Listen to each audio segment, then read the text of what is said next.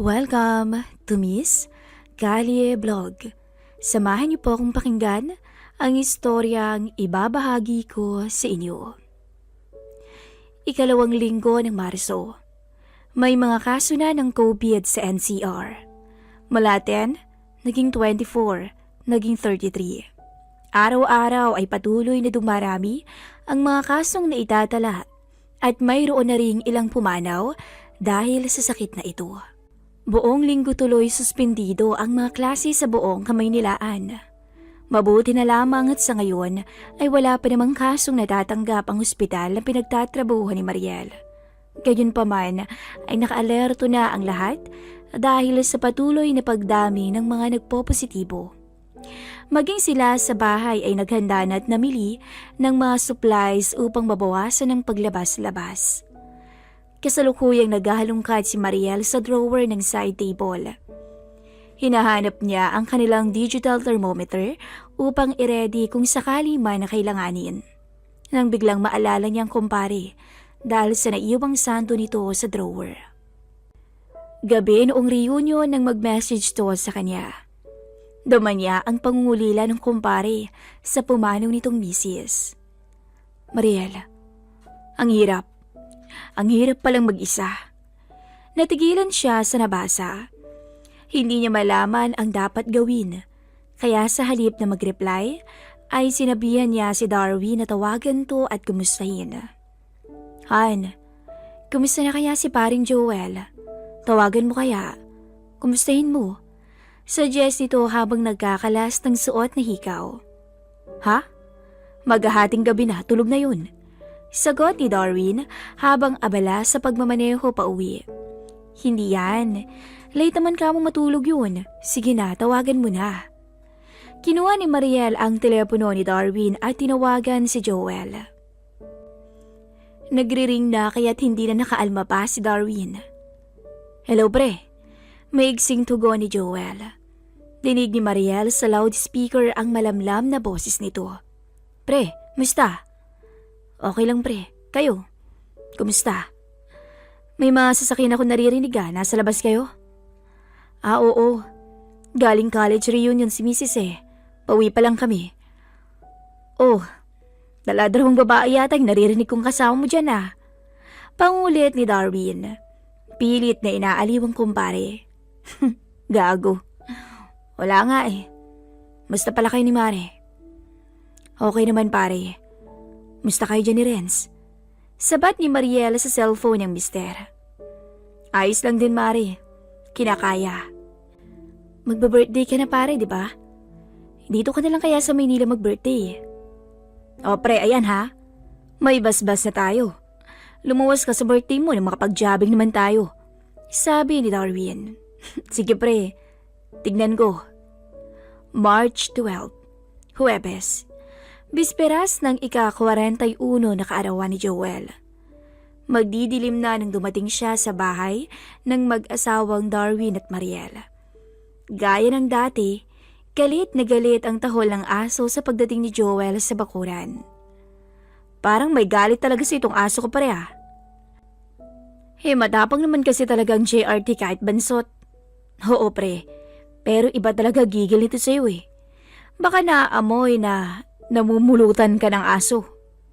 Uy, bihira naman yun. Sa isip ni Mariel, marahil ay alam ng kanilang aso na ilang beses nang tinabihan ni Joel sa kama ang misis ng kanyang amo. Gaya ng dati, ang daming mga pasalubong ni Joel. Nagpa-deliver na lang din si Darwin at sa sala na sila kumain at nag-inom habang nagkukwentuhan at nanunood ng balita. Pa, ba't di mo sinama si Renz? Tanong ni Erica kay Joel habang kumukuha ng slice ng pizza sa lamesa. Periodical nila Isasama ko na lang yung kapatid mo pag uwi ko. Bawal daw umabsent mga grade 6 kasi uunahin computin yung grades ng mga graduating. Double celebration pala sana, no? Kagraduate nga pala si Renz. Ay pre, sakla pala ng birthday mo bukas. Friday the 13th. Oo nga Malamang bukas pa tayo nito ma-COVID. Kaya nga tigil-tigilan nyo na yung mga plano nyong gumala Dito na lang kayo ulit mag-inom sa bahay. Mamaya may makahawa pa sa inyo. 9 p.m. Naantala ang kanilang kwentuhan at panunood dahil sa anunsyo mula sa Pangulo na magtataas ng Alert Level 2 ang Kamaynilaan dahilan para magkaroon ng quarantine sa lugar. Sige na nak, ayusin mo na yung mga dadalhin mong gamit at matulog ka na ha. Huwag ka na magpuyat kaka-cellphone at baka maaga tayong bumiyahe bukas. Paalala ni Joel sa panganay na si Erica. Imbis na Sabado pa gaya ng naunang balak, mapapaaga ang balik ni Joel ang Batangas. At yaman din lamang na isang buwang suspindido ang klase, napagpasya niyang isama na muna si Erica pauwi. Aagahan nilang bumiyahe kaysa makipagsabayan pa sa dagsa ng mga paalis ng Metro Manila dahil sa nag-aambang lockdown na ipapatupad sa Sabado ng hating gabi. Nagpatay na sila ng TV. Puro masasamang balita naman tungkol sa COVID ang napapanood. Tuloy pa rin ang inuman session na magkumpare sa sala habang nakatable sa kanila si Mariela nakaupo sa pagitan nila sa tabi ni Darwin. Nasa lamisita ang bote ng whiskey at mga chichirya, buffalo wings nilang pulutan. Habang nagkukwentuhan sila, ay may pagkakataon na napapasulyap si Mariel sa harapan ng short ni Joel. Hindi mapakali ang isip. Hindi maiwasang may maalala, lalo't nakaupo ang kumpare sa side ng sofa, kung saan mismo sila unang nagkasala noong December. Sa tuwing mapapasulyap ay mabilis din niyang ipapailing palayo o ipapaling palayo ang tingin bago pa mapansin ni Joel. Maya-maya, nagpalit ng damit si Joel. Suot nito ang number 24 na basketball jersey na ginamit niya noon sa pagliga ng mga nakakatandang mga lalaki sa bahay nila. At saka pambahay na shorts. Buhay pa pala yung jersey mo na yan, pre. Tagal na niya na. May 10 taon na yata. Yung sa akin wala na eh. Tinago ko talaga to. Mamba eh. Remembrance na Idol Kobe. Kanina pa napapansin ni Darwin ang pagsulyap-sulyap ng kumpare sa kanyang misis. Kahit kasi sa suot nitong loose t-shirt, ay bakas pa rin ang natural na ganda ng katawan nito, na tinarnuhan naman ng dolphin short kaya't litaw talaga ang makinis itong mga legs. Noon pa man, ay batida niyang kursunada din ni Joel si Mariel. Lalo na siguro ngayon, at nakatikim na to ng alapaap mula sa kanyang misis. Naroon pa rin yung kakaibang pakiramdam ni Darwin sa tuwing naaalala ang tagpong ginamit ng kumpare ang kanyang misis doon mismo sa kanilang sala. Kung paano ang napayakap ng mahigpit ang misis niya sa galing ng kumpare. Minsan ay pinapanood pa rin niya ang video ng dalawa at ganoon pa rin ang epekto nito sa kanya. Matinding sabik, ngunit hanggang doon na lamang. Hindi na niya naisip na maulit pa yun. Lalo't mas nangingibabaw na sa kanya ngayon ang selos. Kontento na siyang suluhin na lang ang asawa. Tama na ang minsan at mahirap din kung hanap-hanapin na ni Mariel ang namagitan niya sa kanila. Kung nalalaman lamang niya. Habang nakadukuhang si Mariel sa center table upang kumuha ng chips ay dinantay ni Darwin ang kanang kamay sa maputing hita ng misis sabay haplos. Sa pwesto niya ay alam niyang pansin yun ni Joel na napa-straight ng shot tsaka muling nagbuhos sa baso. Bakas sa mga mata nito ang inggit. Biglang napadiretso ng upo si Mariela sa kapilyuhan ng mister. Agad na hinawi paalis ang kamay. Sabay siko dito na tinawanan lang ni Darwin. Napalingon si Mariel kay Joel sa hiya. Nag-atinginan sila at halatang may selos sa mga mata nito. Shot ka hano? Kantsaw ni Darwin habang inaabot kay Mariel ang baso niya. Ayoko, may work ako bukas. Sige na, isa lang. Konti lang to oh. Ayoko nga sabi eh. Bulong ni Mariel. May tono na ng pagkaasar sa boses nito. Ipapahiya mo ako kay paring Joel? Hindi na nakakibo si Mariel. Kinuha na lamang nito ang baso at tinungga ang alak, tsaka padabog na isinoli yon kay Darwin. Nakamasid lang si Joel sa dalawa at bahagyang napapangisi dahil mukhang may tama na ang best friend. Ayan, masunurin talaga tong misis ko. Umakbay si Darwin kay Mariel. Kinabig siya upang lalong mapalapit. Tsaka sinuyo ng halikang pisngi nito. Sige pa rin ang pangiinggit ni Darwin sa kumpare. Bango mo naman, Han. Ano ba? Lasing ka na eh. Tama na nga yan, Han. At asiuwang itinulak ni Mariel ang mister palayo habang pinupunasan ng kanyang pisngi. Anong lasing? Hindi pa. Matibay ang mga Batangguenyo, uy. Hindi ba no, pare? Teka lang. CR lang ako. Tumayo si Darwin para pumunta sa banyo. Nang makarating to sa CR, ay dumukwang naman si Joel palapit kay Mariel. Itinukod ang mga siko sa tuhod tsaka bumulong. Mare, nakakaingit talaga si paring Darwin. Buti pa siya. E paano naman ako, Mare? Miss na kita eh. Shh, ano ka ba pare? Hindi ba nag-usap na tayo? Tapos na yun. Bulong din ito habang nakabantay ang tingin sa pinto ng CR. Sa pagbukas ng pinto ng banyo, ay biglang dumiretso ang upo ng dalawa. Patay mali siya habang naglalakad si Darwin pabalik sa sala. Muling naupo si Darwin sa tabi ni Mariel at chinek ang bucket na lagay ng yelo. Han, wala na kaming ice, pakuha naman. Agad na tumayo si Mariel at inabot ang lalagyan. Kanina pa rin niya gustong umalis talaga at mauna nang umakyat sa kwarto dahil sa asar niya kay Darwin. Pagdaan niya sa harapan ng mister, ay pabarong pinalo pa siya nito kahit kaharap nila si Joel. Hindi mawala ang kunot ng noo ni Mariel habang nagkakalas ng ice cube sa tray at pinagmamasdan si Darwin mula sa kusina. Halata kasing may kakaiba sa kinikilos nito. O ayan, at padabog na inabot ni Mariel ang lalagyan ng yelo sa kanyang asawa. Tsaka nagpaalam na kay Joel. Sige pare, ikaw na bahala dyan sa kumpare mo ha, akyat na ako. Tumango lang sa kanya si Joel. Bago pa siya maawat ni Darwin, ay tumalikod na si Mariel upang pumanhik. Nasa may hagdan na siya nang humabol pa ng banat ang mister. Ligo ka na hana, para ready ka na mamaya pag-akyat ko. Diretso lang ng akyat si Mariel na parang walang narinig. Hindi naman dating ganoon si Darwin kahit pa nakainom. Ewan niya kung bakit ganoon ang inaasta nito ngayon. Naiwan na lang ang magkumparing nagiinuman habang lumalalim ang gabi. Sa isang punto ng kanilang kwentuhan ay napasentro sila sa kanilang history ng pambababae. Nagigilty nga ako pre. Lalo na nung mawala si Joanne. Isipin mo dati nung binata ka pa, di ba? Akala niya sumasama ako sa malalayong delivery. Hindi niya alam. Lumuluwas ako dito at nang-chichiks tayo. Panay ang bulungan ng dalawa dahil andyan lang ang kwarto ni Erica at baka marinig sila nito.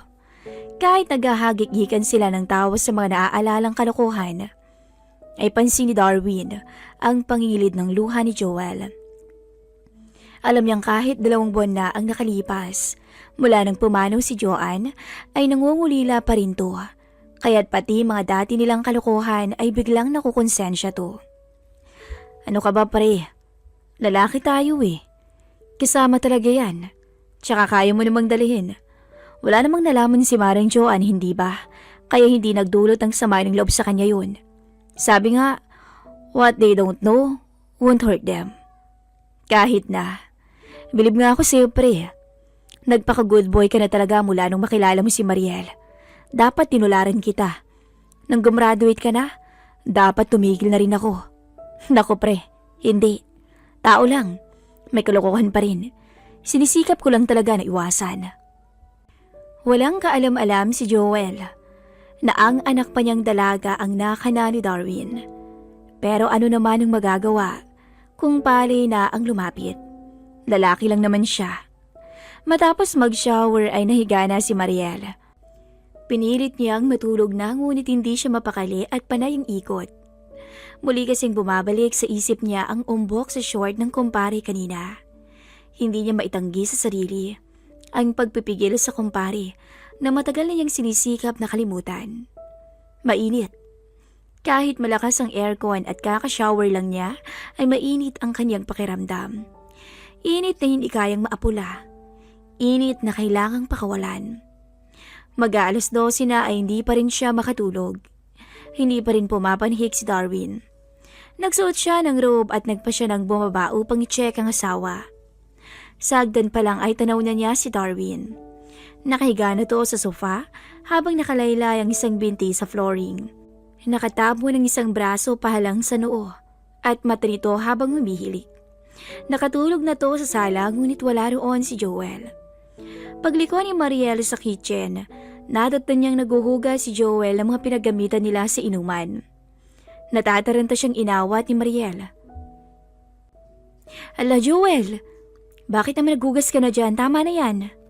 Kaunti lang naman tumari." "Naku hindi. Tabi ka na at ako na yan." Hindi na umalma si Joel. Nagbanlaw siya at umusod na upang makapwesto sa lababo si Mariel na siyang nagpatuloy sa mga hinuhugasan niya.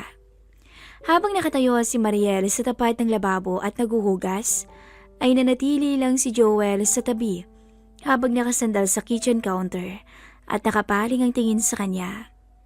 Tahimik nitong pinapanood ang kumare. Kaya ganda pa rin niyang pagmasdan. Kahit medyo magulo ang buhok nito na nakapulong po ng isang loose bun at may nakaipit na chopstick.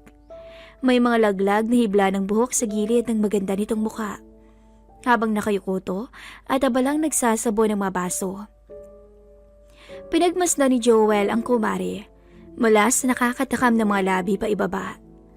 Sa lapit nila ay malayang nasimoy niya ang bango ng sabon sa kutis nito. Binasag ni Mariel ang katahimikan. Diretso lang ang tingin nito sa mga plato at baso. Ngunit kahit sa gilid ng kanyang mata ay halata niya ang makulugan na tingin sa kanya ng kumpare. Tanda rin niya ang binulong nito sa sala kanina. Namiss na siya nito. Makatapos magligpit ni Mariel, ay ganoon na lang ang gulat ni Joel nang lumapit to sa harapan niya. Sumandal sa counter ng kitchen island at ilang sandaling nakapagtinginan. Tila binabasa ang kanyang isip. Napangisi si Mariel habang nakatingin pa rin sa kumpare. Mabagal at mapangakit na kinakalas nito ang tali ng kanyang robe habang nananatili ang kanilang eye contact. Talaga pare? Mismo na to? Kusang bumitaw ang mga mata ni Joel sa kanilang makasalanang tinginan at bumaba ang tingin sa katawan ni Mariel. Nag-aabang sa unti-unting pagbukas ng suot habang nakakalas ang pagkakatali nito sa harap. Sa puntong yun, hindi na nakapagpigil pa si Joel. Wala siyang sinayang na sandali at parang halimaw na lumusob sa kumari. Niyakap niya ang bewang nito kasabay ng matamis na halik. Lapat na lapat sila sa isa't isa. Napatingala si Mariel kay Joel at agad gumanti at tumugon sa best friend ng kanyang asawa. Kapwa sila tila gutom. Parehas gigil sa isa't isa. Hindi ito pinlano ni Mariel. Hindi niya alam kung ano ang pumasok sa kanyang isip para akitin ng kumpare. Gayong kita niya naman ang pagtitimpi nito. Dahil dala marahil ng hiya at awa dahil sa lantarang pag-iinggit ng asawa niya kanina, kaya't para bang gusto niyang makabawi. O sadyang nadala din siya sa makabuluhang pagsulyap ni Joel kanina.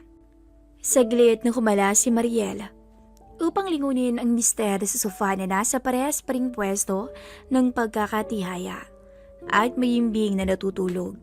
Nakampante siya at muling hininang ang mga labi sa kumpare.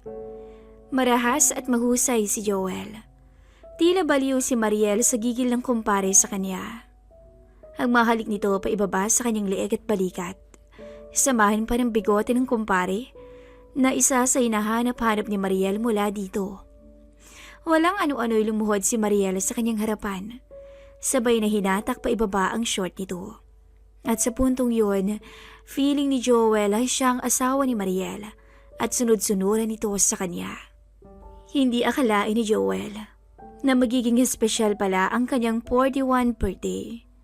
20 years ago, nagawing espesyal ni Joanne ang kanyang kaarawan nang una silang magtabi sa kama. Ngayon naman, eto siya. Inalipin ang misisang misis ng kanyang kumpare. Kung pwede nga lang na araw-araw na lang sana ay birthday niya. Pre, anong ginagawa mo dyan? Langya, inisahan mo na naman ako ah. Biglang usal ni Darwin mula sa sofa. Parehas silang natigilan ni Mariel nang marinig nila ang boses si Darwin. Nalingat kasi si Joel sa pagbabantay sa kumpare kung magigising dahil abala siya kay Mariel. Paglingon niya kay Darwin ay nakaupo na to sa sofa at nakahiga sa sandalan ng ulo. Agad itinabo ni Joel ang jersey sa ulo ni Mariel. Mataas naman ang kitchen island, kaya mukhang hindi naman siya kita ni Darwin. "Huwag kang madaya, pre. Halika dito. Hindi pa tayo tapos eh." Oh, sige. Kukuha lang ako ng beer at yelo, pre." Akma na sana nga awad si Maria dahil sa pagkataranta. Ngunit pinigilan siyang tumayo ni Joel, kahit wala nitong nagawa, kundi magparaya sa nasimulan. Uhaw si Joel, dahil kanina lang ay hayop kong mag-inggit sa kanyang kumpare. Ngunit heto siya ngayon, at sinusulit ang sandali kasama ang misis ni Darwin. Sa gigil ay nahulog ang kahoy na chopstick ng tiles. Lumikha iyon ng matinis na tunog, ngunit mabuti na lamang at tila hindi naman yon narinig ni Darwin. "Walang hiya. Iniisahan mo ako, pre." Pabiro ang nakaduro si Darwin kay Joel. At akmang aahon sana upang puntahan to, ngunit sa kalasingan ay muli ring napaupo sa sofa. Tangina. "Hilo na ako talaga. Huwag kang madaya, pre. Style mo lagi yan kaya napapatumba mo ko eh. Halika dito, hindi na maintindihan ang mga kasunod pa nitong pinagsasabi dahil kanda bulol-bulol na to sa kalasingan. Hilong-hilo si Darwin. Medyo umiikot ang paligid. Parang narinig niya ang boses ni Mariel kanina, ngunit hindi na niya sigurado kung nananaginip lamang siya. Susundan niya sana sa kusina si Joel, ngunit nang akmang tatayo ay muli siyang napaupo. Bumagsak patalikod sa sandalan ng ulo niya at maya-maya lang ay naghihilik ng muli. Sa puntong yun ay hindi na nag-aksaya ng oras ang dalawa. At halos mabaliw sila na tinahak ang pinakarurok ng pagkakasala. Pero maya-maya lang ay muling gumalaw si Darwin. Nagmulat ng mata at napalingon sa kusina. Mabilis na itinali ni Mariel ang kanyang suot. Kahit humihingal pa ay pinilit niyang inayos ang sarili. Yun nga lang ay naiwan niya sa sahigang kanyang panloob na suot dahil sa pagkataranta. "Oh, Han, andyan ka pala. Anong oras na ba?" Wika ni Darwin nang maaninag ang misis sa kusina. Pasado 12:00 na, Han. Halika na." Pupungas-pungas na bumangon si Darwin. Pag-ewang na lumakad at namaybay sa mga muebles papunta sa kusina. Nataranta si Mariel dahil papalapit na si Darwin sa kanya.